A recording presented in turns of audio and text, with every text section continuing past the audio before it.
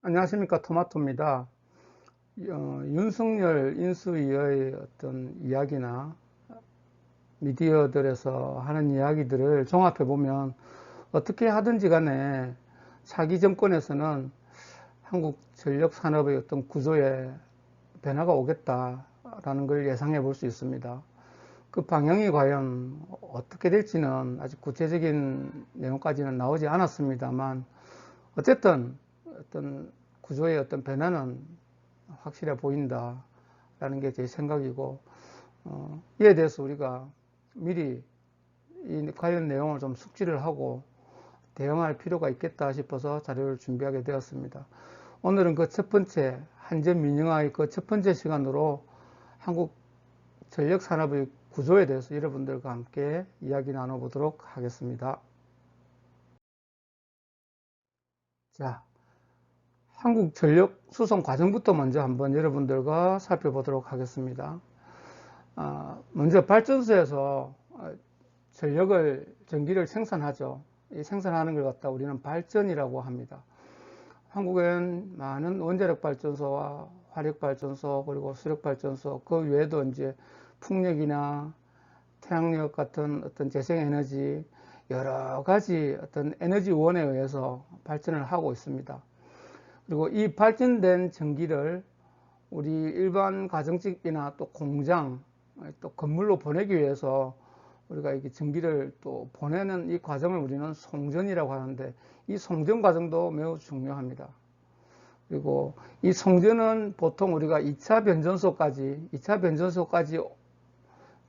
전기를 보내는 걸 우리가 송전이라고 하고 2차 변전소 이후에 우리가 뭐 여러분 집 주위에서 볼 수 있듯이 전봇대에서 가정으로라든지 이렇게 전기를 공급하는 것을 우리는 배전이라고 합니다. 그래서 전력 수송 과정은 크게 세 단계가 있는 거죠. 발전 단계가 있고요. 그 다음에 송전 단계가 있고 배전 이렇게 세 가지의 큰 단계로 나누고 각각 한 분야가 큰 산업을 형성하고 있습니다. 자, 다음은 우리나라 전력 산업의 어떤 전력 산업의 구조는 2001년도 이 4월을 기점으로 큰 변화를 겪게 됩니다. 그 전력 산업 구조 개편 관련 법이 이렇게 바뀌면서 많은 구조 변화가 왔는데요. 2001년 이전에는 이렇게 한국전력공사에서 우리가 말하는 한전이죠. 한전에서 발전도 하고 송전도 하고 배전도 하고 전기 판매까지 전부 다 했습니다. 전부 다 하게 됐는데 이제 전력산업 구조 개편 관련 법이 바뀌면서 2001년 이후에는 한국전력공사의 이 발전 부분이 없어지고 대신에 이 부분이 6개의 자회사로 이렇게 설립이 되었습니다. 한진에서 담당하던 발전 부분을 6개의 자회사에서 담당하게 되었다. 대표적인 게 한국수력원자력이라든지 그 다음에 뭐 서부발전, 남동발전, 중부발전, 동서발전, 남부발전 등과 같이 6개의 자회사로 분할되었다는 게 큰 하나의 내용이 되겠습니다. 자, 다음은 우리가 여러분 일반적으로 전기가 우리 가정까지 오기까지는 보신 바와 같이 발전소에서 이렇게 6개 자회사에서 만든 전기가 전력거래소에서 판매가 됩니다. 전력거래소 판매가 되는데 이 전력거래소에 판매된 전기는 한국전력공사에서만 살 수가 있어요. 다른 회사들은 전력거래소로부터 전기를 살 수가 없고요. 한국전력공사가 독점적으로 전력거래소의 전기를 구매해서 이걸 소비자인 공장이나 상가, 가정에 이렇게 보내줍니다. 그래서 한국전력공사는 송전과 배전과 판매를 담당하고 있고요. 여기 보시는 6개 자회사가 발전을 담당하고 있습니다. 이 6개 자회사가 발전을 담당하죠. 이게 여러분들이 통상 알고 있는 프로세스입니다.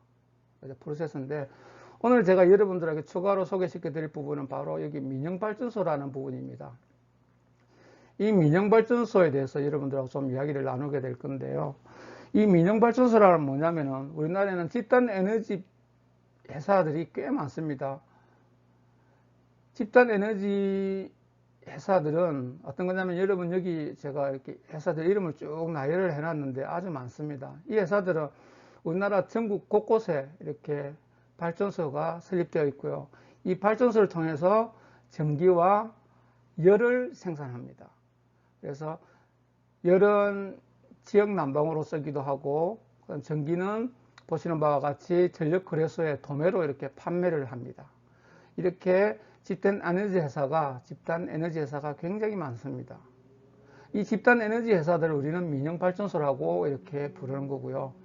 이 집단 에너지 회사들에 대해서 좀 더 구체적인 내용을 알고 싶으신 분들은 여기 보면 사단법인 한국집단에너지협회라는 곳이 있습니다. 여기 인터넷에 검색하면 홈페이지를 찾을 수 있고, 이 홈페이지에서 집단 에너지 회사들이 어떤 곳이 있고 어떤 일을 하고 하는지를 여러분들이 구체적으로 확인하실 수가 있습니다. 그리고 현재 민영발전소에서 발전하는 전기는 전량이 도매 가격으로 이렇게 전력거래소에 판매가 되고요.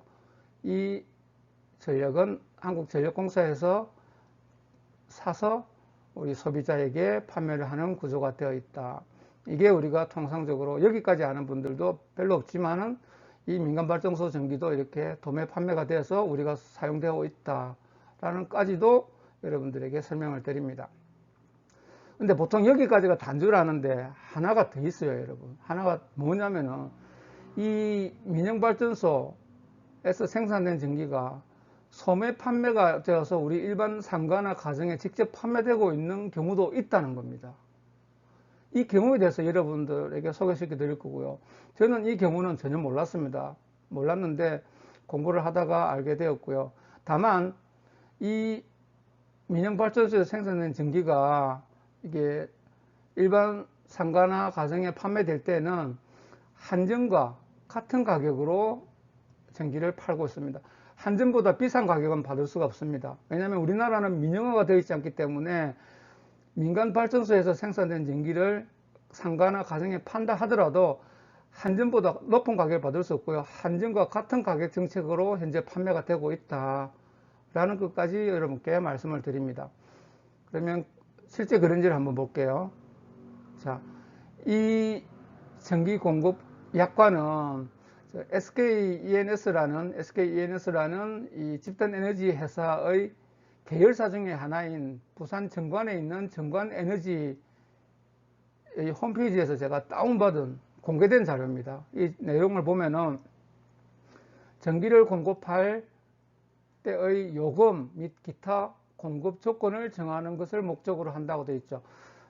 정확하게 전기 수요를 원하는 사람에게, 자기들 정관에너지 전기를 사용하고자 하는 사람들에게 공급할 어떤 요금이라든지 그 공급 조건에 대해서 명시하는 전기 공급 약관입니다. 그리고 이 정관에너지 홈페이지에 들어가서 자료를 찾아보면 정관에너지는 현재 현전과 같은 가격으로 전기를 팔고 있다, 같은 금액으로 전기를 팔고 있다는 것도 정확하게 명시되어져 있습니다. 여기까지가 현재 우리나라의 전력 구조입니다. 전력 판매 구조가 현재 이렇게 되어 있다는 말씀을 드리는 겁니다. 자, 그런데 이제 윤석열 인수위에서 어떻게든 전력 판매에 대한 어떤 구조를 변경하겠다, 구조 개편을 하겠다, 한전의 독점적인 지위를 없애서 다른 많은 사람들이 전기 판매를 할 수 있도록 이렇게 허용해 주는 쪽으로 방향을 잡겠다라는 이야기를 했습니다. 자, 그러면 그 프로세스가 과연 어떻게 될 것인지 우리가 예측해 볼 수가 있겠죠. 그래서 그 예측 모형들하고 보시면 됩니다, 여러분. 자, 왼쪽에 있는 요게 기존의 우리 프로세스입니다. 요게 우리 기존의 프로세스죠. 그죠? 요게 기존의 프로세서. 한전자회사 6곳에서 발전한 전기를 전력거래소에서 사서 이걸 전력공사에 팔고 한국전력공사가 우리 소비자에게 판다. 추가적으로 민영발전소에서 발전한 전기를 전력거래소에서 구매해서 이것도 한전을 통해서 판다. 또 일부는, 아주 극히 일부지만은 민영발전소에서 만든 걸 소비자에게 직접 소매로도 판다. 그런데 이 경우에는 한전과 같은 요금 체계를 가지고 판매를 한다까지 우리 앞에 내용이었습니다. 그런데 만약에 민영화가 되면 어떻게 되냐면은 민영발전소에서 생산한 전기를 전력거래소에 팔지를 않고 직접 소비자들에게 소매로 파는 게 대부분이 된다 이 말입니다. 이게 메인 루트가 된다는 겁니다. 이 루트가 소비자에게 직접 파는 게 메인 루트가 된다. 심지어는 이 민영발전소가 팔 전기가 부족하면 이 전력거래소에서부터 전력을 구매해서 소비자에게 소매로 팔 수도 있다. 이런 시스템이 된다는 겁니다. 이게 바로 민영화라는 겁니다. 그리고 민영발전소에서는 자기가 전기를 만들어서 자기 전기를 원하는 고객에게 전기를 팔고 남으면 그 남는 분은 이렇게 전력거래소에 또 전기를 이렇게 판매할 수도 있다. 여기까지가 민영화의 내용이라고 저는 예상을 합니다.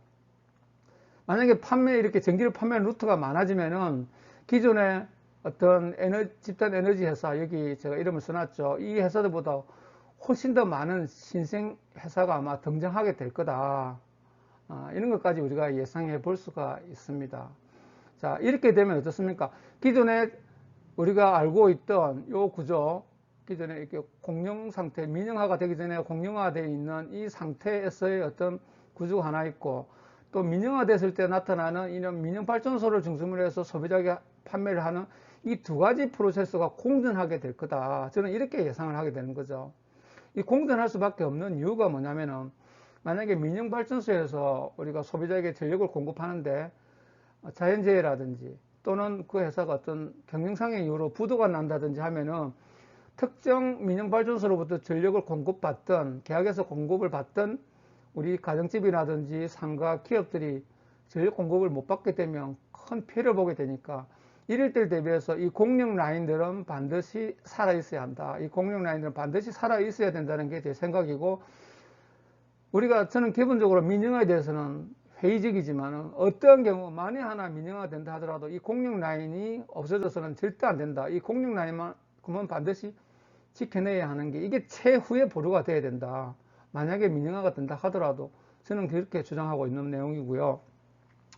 그래서 여러분, 이렇게 양분화가 되면 첫째, 전기요금 판매 회사에 따라서, 여기도 보면은 집단 에너지 회사도 보면 여러 회사가 있죠. 그죠? 지역별로 다 다릅니다. 그리고 이게 석탄으로 발전하는 회사도 있고요, LPG로 발전하는 회사도 있고, 벙커CU로 발전하는 회사도 있고, 또 뭐 어떤 재생에너지를 이용해서 발전하는 회사도 있고, 여기 집단 에너지 회사들은 자기들이 발전하는 데 쓰는 에너지원 원료가 다양합니다. 그 원료에 따라서 전기를 생산하는 요금도 달라지겠죠. 그죠? 비용도 달라질 거라서 당연히 전기 요금도 다를 것이고, 그리고 또 서비스도 다를 것입니다. 이 공영 프로세스의 요금과도 다를 것이고, 그리고 각각의 이 집단 에너지 회사들끼리도 요금 체계가 다를 것이다. 저는 이런 생각을 하게 되고요. 그리고 상간오지라든지 섬이라든지 이런 외딴 곳에는 만약에 민영발전소 전기를 쓴다면은 시설 비용이 많이 들 거라서 아마 좀 더 비싼 전기료를 내야 될 가능성도 있다라는 생각까지도 해보게 됩니다.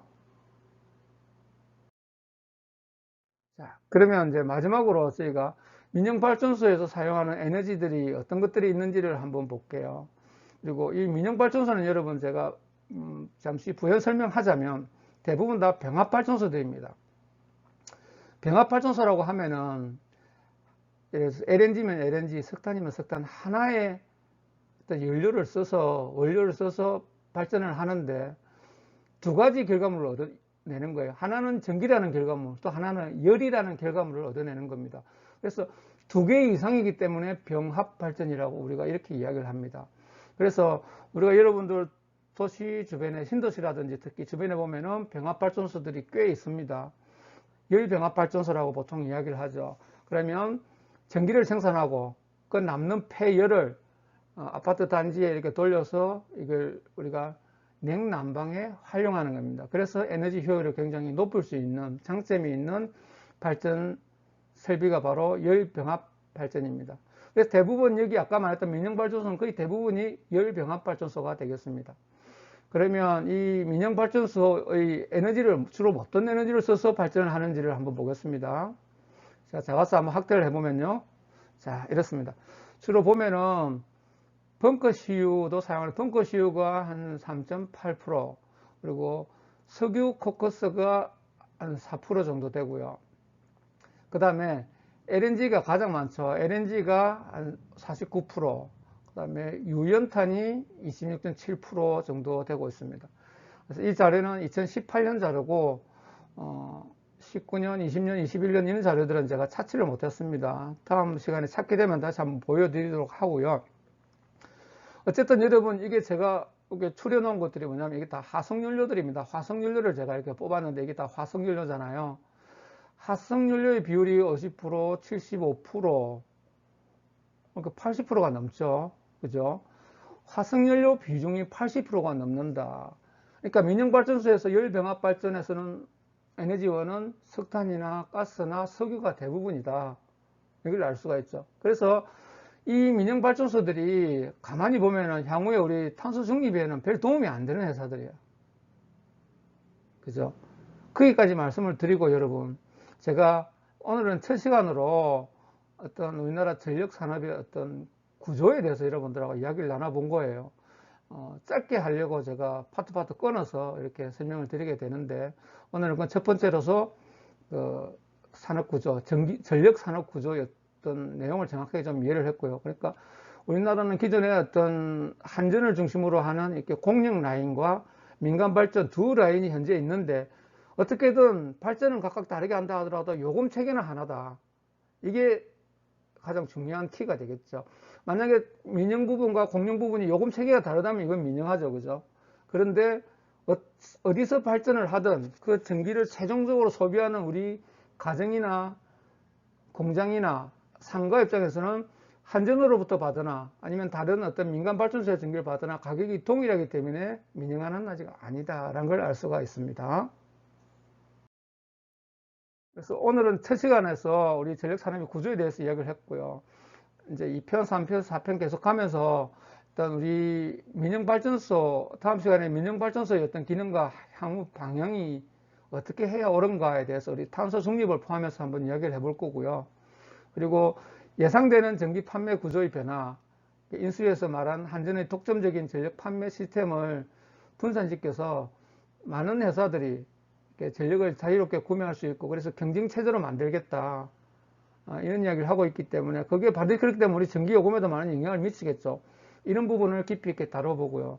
그 다음으로는 우리 만약에 민영화가 된다고 했을 때 우리 산업이라든지 우리 생활에 어떤 영향을 미치게 되는지까지 여러분들하고 시간 텀을 두면서 하나하나 짚어보도록 하겠습니다. 오늘은 그 첫 번째 시간으로서 한국 전력 산업의 구조에 대해서 여러분들과 이야기를 나눠봤습니다. 시청해 주셔서 감사합니다. 구독도 부탁드리겠습니다. 고맙습니다.